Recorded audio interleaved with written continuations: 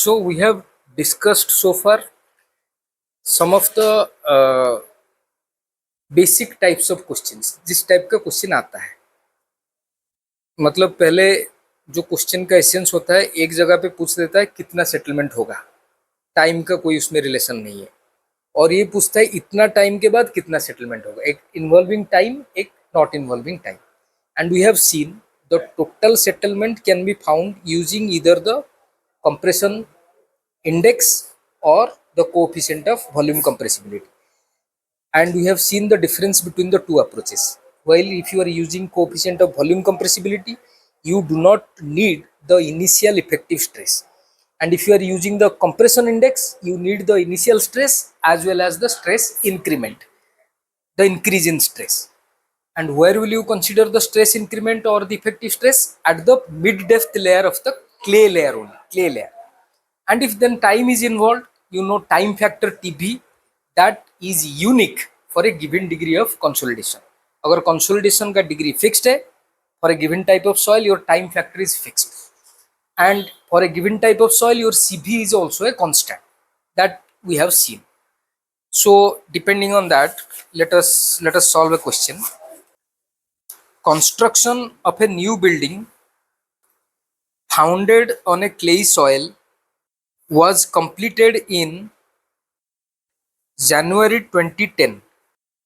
In January 2014, the average consolidation settlement of the foundation was recorded as 10 millimeter.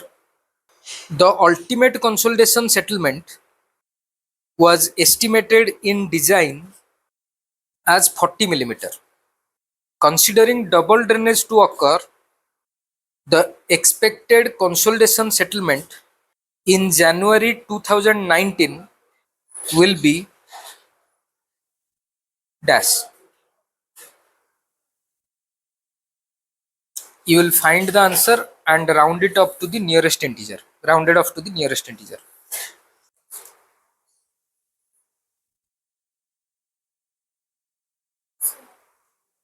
Ultimate consolidation settlement was estimated in design was 14. Yes, that is delta H. Yes, very good. Yes. 40% How 40%? 10 by 40 is how much? 25%. 10 by 40 kitna? 1 by 4, so 0.25. Yeah, so that is 25%. Yes, that's what you have to do. That's all you have to do. इस type का कोई भी question आए, any question like this, इतना हो गया, उतना क्या हो गया, टोटल दिया हुआ है, बस एक चीज यहाँ पे सुनो, एक चीज तुमको पता होना चाहिए, जो टाइम के बाद पूछ रहा है कि कितना सेटलमेंट होगा, जस्ट उस टाइम के बाद कितना डिग्री ऑफ कंसोलिडेशन हो गया है वो पता चल जाएगा, और तुमको टोटल सेटलमेंट एस्टिमेशन हो गया है 40 mm का, तो तुमको पता चल जाएगा कि उतने टाइम के बाद कितना सेटलमेंट होगा। माय पॉइंट इज, इसमें कितने कितने टाइम के बाद पूछा है। First the building was constructed, or the foundation was constructed in 2010. Ultimately in 2019 it is asking how much settlement you would be expecting, और डिजाइन में तुम्हारा एस्टिमेट हो गया है कि टोटल सेटलमेंट होगा डेल्टा एच होगा 40 mm। ठीक है, तो अगर 2009 में what is the degree of consolidation तुमको पता चल गया, somehow you know what is the degree of consolidation in 2019, तो तुम क्या करोगे, if you percentage is the degree of consolidation, तो तुम्हारा जो expected settlement, I am writing it as delta small H, is equals to your delta H into U percentage. Delta H का उतना percentage ले लोगे तो निकल जाएगा। तो तुमको एसेंशियली पूछ रहा है कि 9 ईयर के बाद what is the degree of consolidation, average degree of consolidation. ये कैसे निकालोगे, बस ये पूछो कि पूछा ये है एवरेज डिग्री ऑफ कंसोलिडेशन 9 साल के बाद कितना होगा, वो कैसे पता चलेगा, how do you know, how many expressions do you know about it. दो ही चीज जानते हो, only two things you know, that is TV is equals to CV into T by H square, जिसमें टाइम आता है और कोई एक्सप्रेशन में टाइम आता ही नहीं है। एक चीज ये है, और दूसरा जो टेलर्स रिलेशंस है वो क्या है, TB given as a function of degree of consolidation. TB is equals to pi by 4 into U square for U less than equals to 60% and TB is equals to 1.781 minus 0.933 100 minus log of 100 minus u%. यही जानते हो. These are the things you know about it, right? तो degree of consolidation after 9 years निकालने के लिए, after 9 years मतलब time एलाफ्ट is 9 years. वो कौन सा एक्सप्रेशन है जिसमें तुम टाइम एलाफ्ट डाल सकते हो? Only this expression, right? इसमें डाल सकते हो. अगर इसमें 9 year तुम डाल दिए, सी भी पता है, एच पता है, तो टी भी पता चल जाएगा. टीबी पता चल जाएगा. Once you know TB, you will assume a degree of consolidation. You will assume it less than 60% and from that you can calculate the degree of consolidation. पर इस क्वेश्चन में क्या प्रॉब्लम क्या है? H is not given to you, CB भी तुमको नहीं दिया गया है. That is why you cannot directly apply this. तो इसका मतलब क्या होता है? जो पहला डाटा दिया हुआ है that will give you the value of CB H square. CB H square तुमको दिया नहीं है, पर सीबी एंड एच स्क्वायर तुमको चाहिए. अगर सीबी एच स्क्वायर नहीं पता होगा तो you cannot use this expression. If you cannot use this expression, you cannot calculate the degree of consolidation. अगर डिग्री ऑफ कंसोलिडेशन नहीं निकालोगे तो कैसे मल्टीप्लाई करोगे? 9 year के बाद तुमको डिग्री ऑफ कंसोलिडेशन चाहिए ही चाहिए, राइट? और 9 year के बाद डिग्री ऑफ कंसोलिडेशन निकालने के लिए तुमको सीबी और एच के वैल्यू चाहिए ही चाहिए. इतना तो समझ में आ गया. सीबी और एच के वैल्यू मुझे चाहिए, पर वो नहीं दिया गया है. Now I will determine the value of CB and H from the data that is given to me. What is that data given to you? 2010 में कंस्ट्रक्शन हुआ, 2014 में तुमको यस वहां पे डिग्री ऑफ कंसोलिडेशन दे दिया है. But since you see, now let us come to that 4 year thing. 2010 you constructed and in 2014 that means 4 years. Time elapsed is 4 years. T दे दिया उस केस के लिए. उस केस के लिए डिग्री ऑफ कंसोलिडेशन यू भी दे दिया है, दैट इज 25%. क्योंकि 10 mm हुआ है, 40 mm टोटल होना है, सो 25%. और you can write it as 0.25 also as the need arises. U दिया, टी दिया, मतलब क्या है? इस एक्सप्रेशन का यूज वहां पे हो सकता है. दैट इज हियर डिफरेंट, क्योंकि टी भी तो डिपेंड करेगा डिग्री ऑफ कंसोलिडेशन के ऊपर. 9 साल के बाद डिग्री ऑफ कंसोलिडेशन डिफरेंट हो जाएगा, टीवी डिफरेंट हो जाएगा. That I agree. जैसे जैसे डिग्री ऑफ कंसोलिडेशन चेंज होता जाएगा, टीवी का वैल्यू चेंज होता जाएगा. पर क्या सीबी का वैल्यू चेंज होगा? नहीं होगा, क्योंकि that is determined by the soil. CB value is not changing. क्या एच के वैल्यू चेंज हो जाएगा? नहीं होगा. जितना thickness of the clay layer initially था उसी को तो यूज करते हैं इसमें. इनिशियली जो थिकनेस था वो तो दोनों केस के 2010 में जो इनिशियल थिकनेस था वही इनिशियल थिकनेस है. एच तो नहीं चेंज होगा, सीबी भी चेंज नहीं होगा. डबल ड्रेनेज हो, सिंगल ड्रेनेज हो, एक बार एच के वैल्यू है वो फिक्स्ड हो गया, डन डन. तो पर यहाँ पे टीवी के वैल्यू कुछ डिफरेंट होगा, राइट? क्योंकि T is varying, time elapsed is varying. Let us assume for this case the TV value is TV. इस क्या बोले इसको? टीवी 4 बोलते हैं, क्योंकि 4 साल के बाद ये ले रहे हैं. टीवी 4 लिखते हैं, इजियर होगा. और TV 1, this is TV 1. TV 1 will be equals to क्या होगा? CB into T by H square. ये T1 लिख लेते हैं. T1 इक्वल्स टू 4 years लिख लिए यहाँ पे, डन. तो this TB1 corresponds to a degree of consolidation of 25%, right?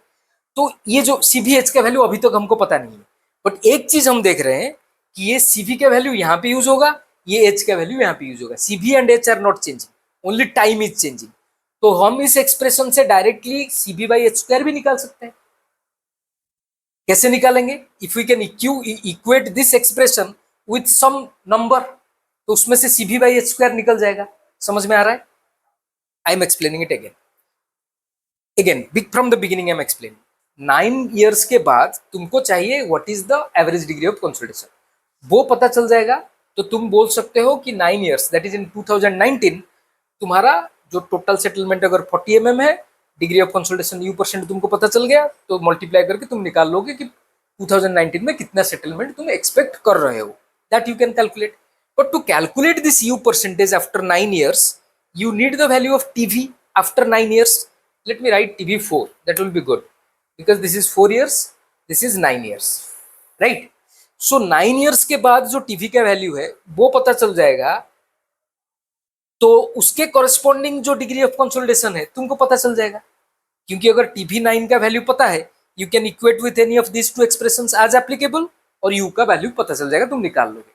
But TV value निकालने के लिए तुमको चाहिए क्या? 3 पैरामीटर चाहिए. क्या क्या पैरामीटर चाहिए? सीबी चाहिए, टी चाहिए एंड एच चाहिए. टी तो दिया हुआ है 9 years, that is not an issue. But CB is not given to you, H is not given to you, right? वही तुमको 4 साल बाद सेटलमेंट डेटा दे दिया. वो क्यों दिया हुआ है? क्योंकि CB will not change for that particular soil, and thickness of the clay layer तो जो इनिशियली था वही एच तुम लिए हो, वो भी नॉट चेंज नहीं करेगा. तो मतलब जो प्रीवियसली जो डाटा दिया है 2010 से 2014 वाला जो डेटा दिया है, उसमें से सीबी बाई एच स्क्वायर तुमको निकालना है. This is the way you should think. I am repeating again, what is the way you should think?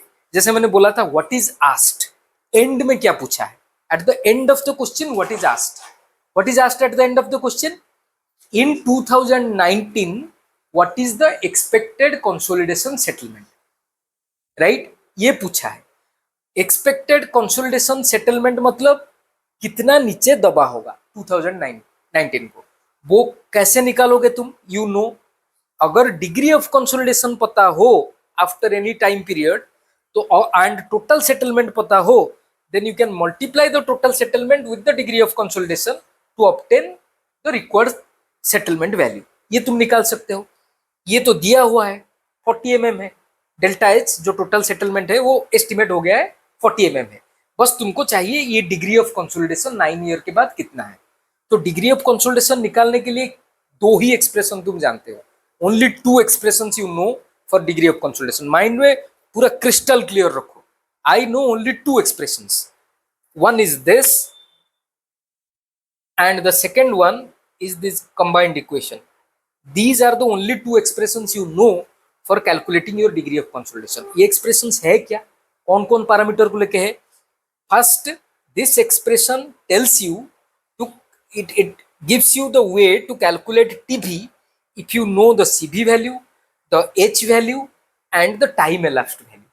ठीक है? ये तीनों अगर तुमको दिया हुआ है तुम TB निकाल लोगे, खत्म.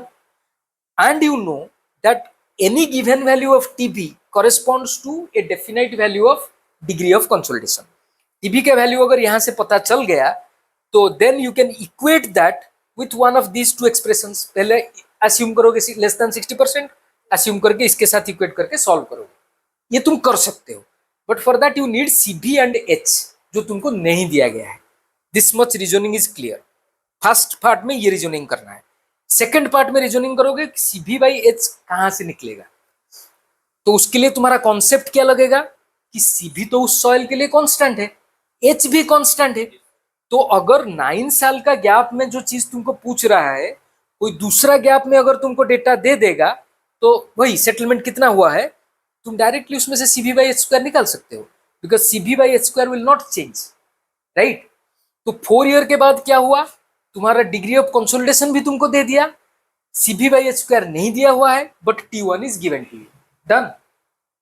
Now you will write TB4 equals to CB into T1 by H square, right. T1 का वैल्यू कितना है? 4 साल है, 4 years.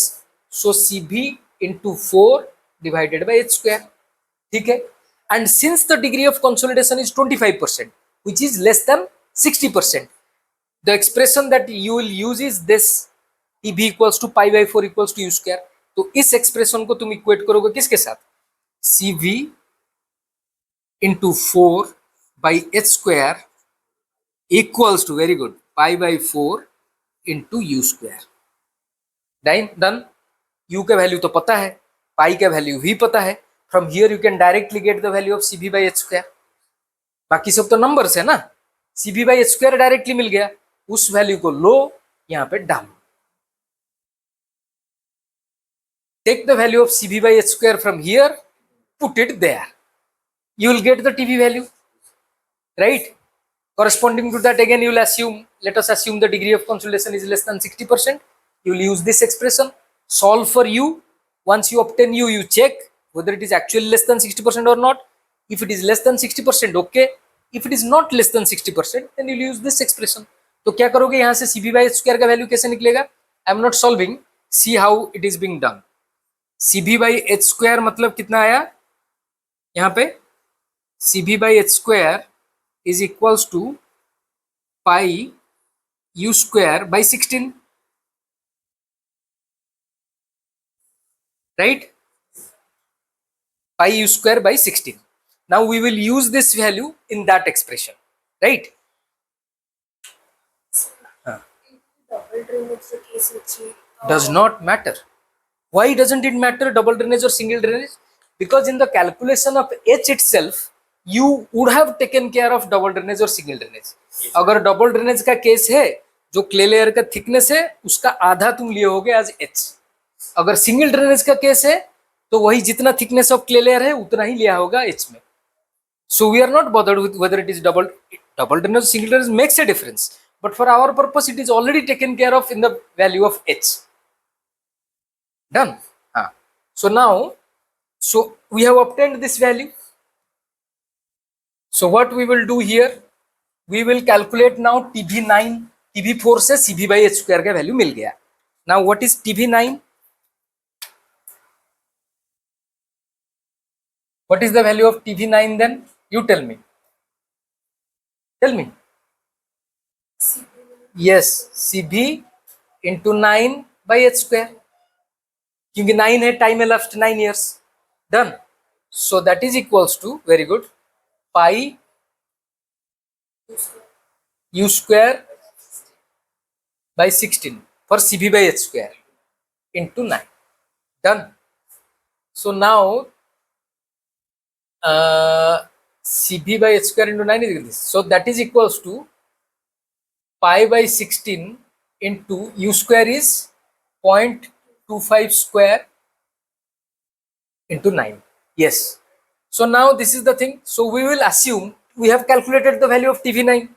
Now we will assume let u less than equals to 60%. Assume कर लेंगे.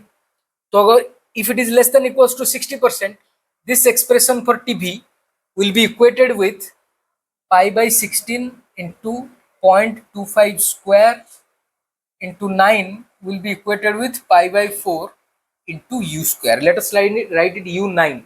Consolidation after 9 years. It will be easier to distinguish. Right? Done. Pi will cancel out. This will cancel out. Right? So that will imply u9 square is equals to 0.25 square into 9 divided by 4, which would imply u9, that is degree of consolidation after 9 years. If I take the square root, it will be 0.25 into 3 divided by 2. Right? So what is this value? 0.25 into 1.5. Calculate. 0.25 into 1.5. 0.375. It is 0.375. Done. So now you know the degree of consolidation. You will multiply it with 40 mm to obtain the expected settlement after 9 years. Solve it. In your copy, you solve it. Without looking at the solution, of course.